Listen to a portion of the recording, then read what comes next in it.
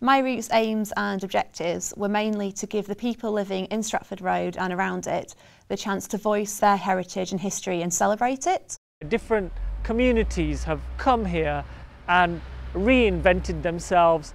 They've transformed their lives, they've overcome all sorts of personal and collective adversities and really have kind of brought about positive things to life in this country. These are all things that you can track and trace and observe along Stratford Road. There are new migrants coming every other day, or the communities that have come and settled here and have become Brummies and now second, third, fourth generation. So it isn't just simply about making everyone on the Stratford Road feel positive about themselves and their history and recognising they are part of a bigger history. It's also sharing with people who don't live on the Stratford Road this intricate web of relationships and histories that come together that make Birmingham what it is today.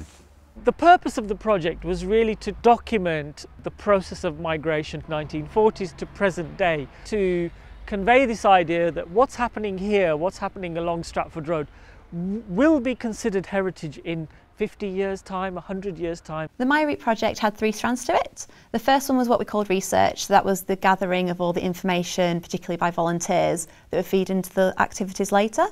The second strand was the events and activities themselves. This is when we did artistic workshops in a very Sampad way to try and engage with people and help them learn about the research that had been done. And then the third one was actually the resources we created, things like publications, the interactive map, and that was so people could look back and learn about it in the future. The themes of the My Route project, there were 6 main ones, which were faith, community, cuisine, architecture, business and language. And these were chosen because we felt they represented people's everyday lives very well, and there were aspects that you could clearly see the history and significance of and how it's changed over time. And this fitted into the greater hypothesis we had of people moving from the poorer end when they first arrived to trying to seek that big house in the suburbs. And you could actually track the changes through these themes of this journey they were making.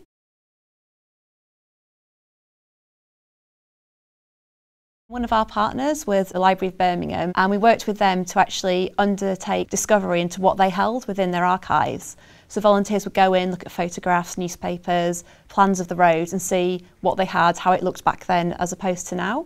Other elements included going through the Kelly's directories, which were what we had before the yellow pages. Me and Katie actually had to go through quite a few telephone books from, I think, the 1960s, 70 through to 1990.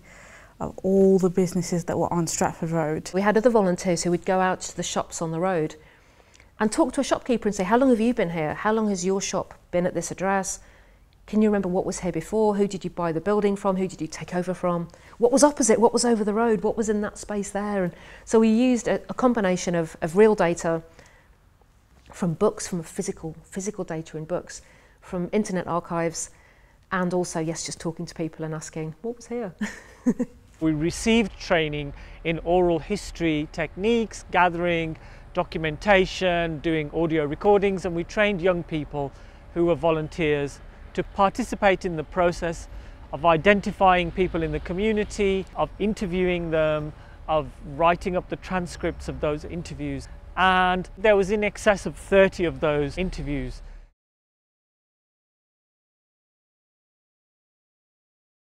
When somebody takes part in the taxi tour, what they do is they meet taxi tour team on Clifton Road car park. They are then introduced by the storyteller who sets the scene of the tour, and they sit down and they belt up and then they start on their journey.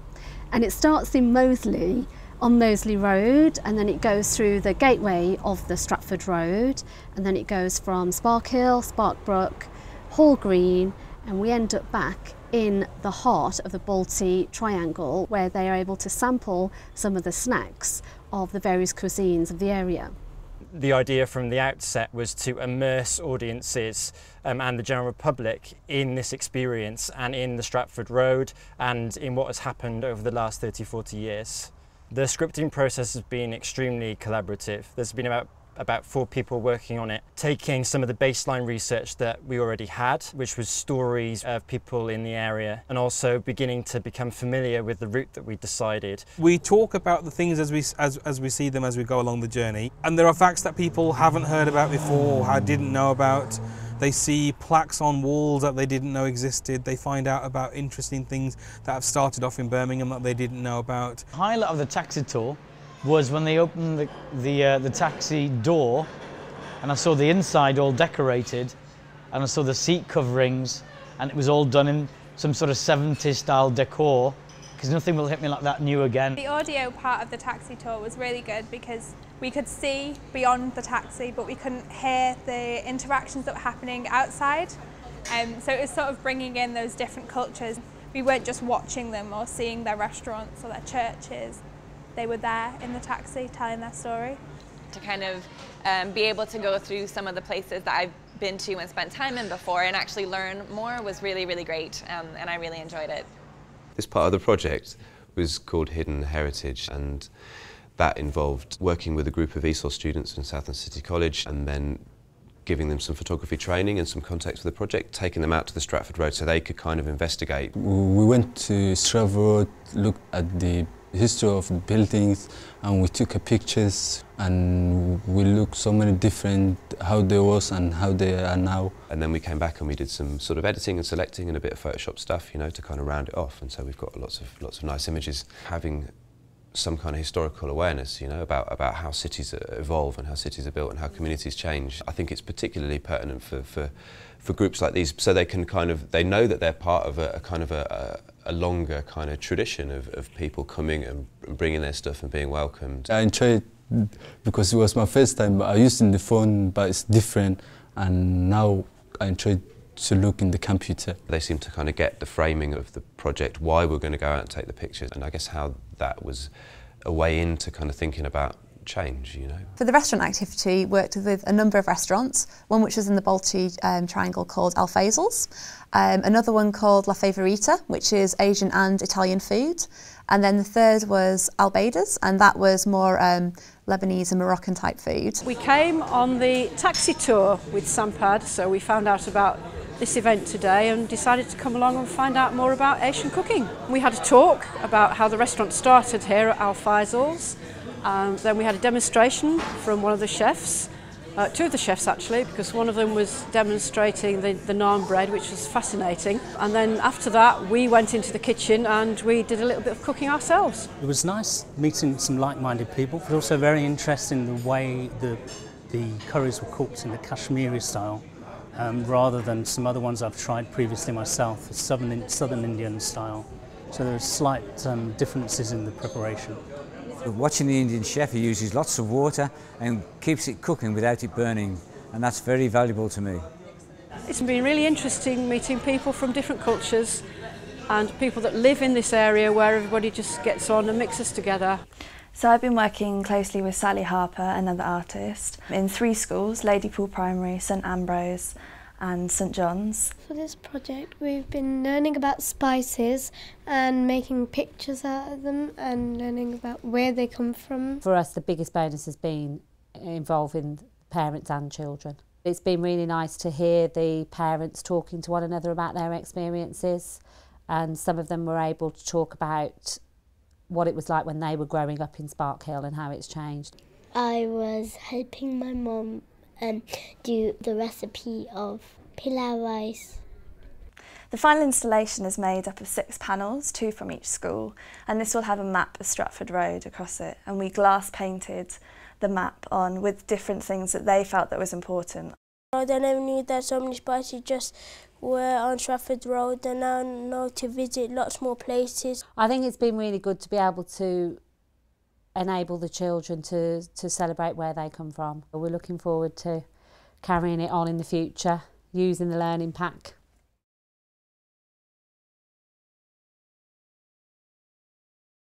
The interactive map was a digital representation of the Stratford Road that we produced primarily for young people to use. Every business that we cover on the map bar a couple, are actually on the road itself. So we haven't delved into the side roads too much because that would have then added another layer of information. I haven't realised how many churches there were, how many, all the different kinds of shops and how the shops had changed over time.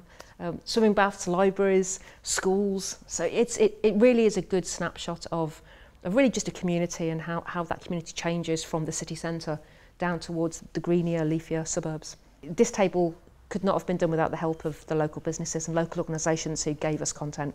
We also did video interviews as well. So interviewed people who lived on the road, worked on the road, or some still live there now, so some have really seen the changes over the years. And others have moved on, but talk fondly about memories of going to the swimming baths or running dance classes at certain places or just drinking in some of the pubs around. And there was one girl being interviewed and she said she couldn't believe everybody was dropping litter. And then she said, but I do it myself. So, so it was really nice to hear those real honest stories of people living in the area.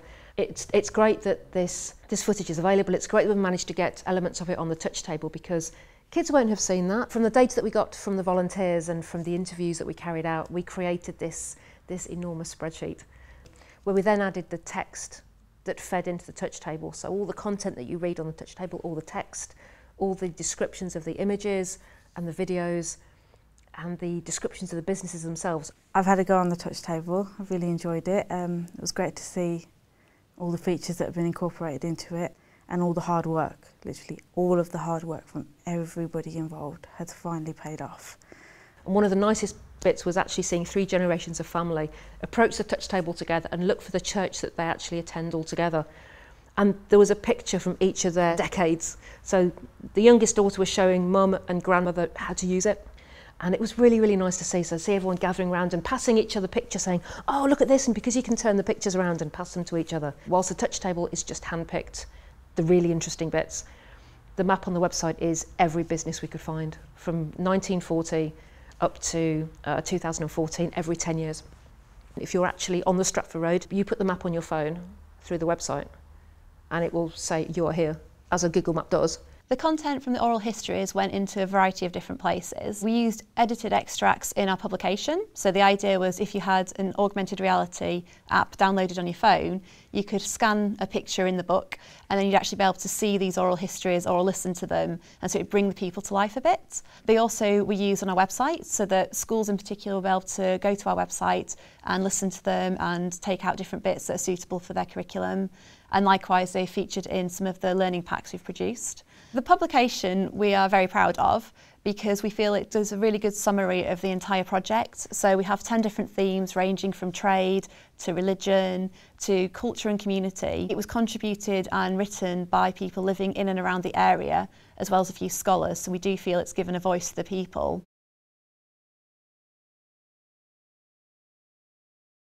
My Route project has been rolled out over 2 years, and the exhibition sits near the end of that process. The exhibition was really motivated by the fact that we wanted to champion the work and we wanted to champion the stories that we'd uncovered. We chose 12 participants that really encapsulate the spirit of the whole project.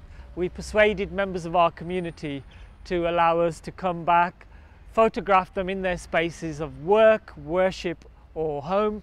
This site is Stratford Road Baptist Church. The exhibition is taking place here where we've mounted images on the building itself, on the front and the side of the building where you can access the building through the garden. The other site is Aldi's car park, which is adjacent to the church.